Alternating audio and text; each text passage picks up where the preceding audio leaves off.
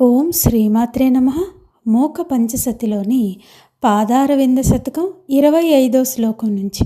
కృతస్నానం శాస్త్రామృత సరసి Kamakshi నితరాం దదానం why సద్యం కలితరసమానంద సుదయా అలంకారం భూమిర్ముని జనమనశ్చిన్మయమః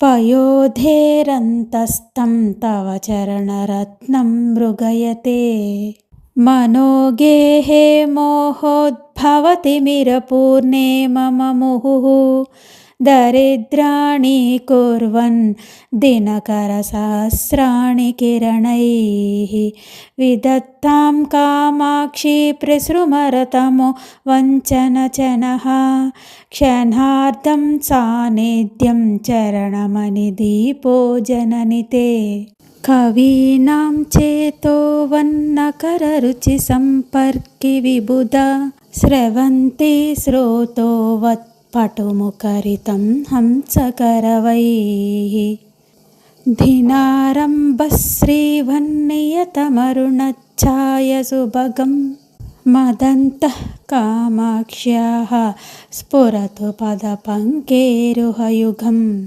సదా కిం సంపర్కాత్ ప్రకృతికఠినైర్నాకి ముకుటైః తటైర్నిహారాద్రేరధికమనునా యోగి మనసా విభిన్తే సమ్మోహం శిశిరయతి భక్తానపి దృశాం అదృశ్యం కామాక్షి ప్రకటయతి తే పాదయుగళం పవిత్రాభ్యాం అంబ ప్రకృతి మృదుళాభ్యాం తవ శివే పదాభ్యాం కామాక్షి ప్రసభమపి భూతైః సచకితైః ప్రవాళైరంభోజైరపి చ వనవాసవ్రతదశాః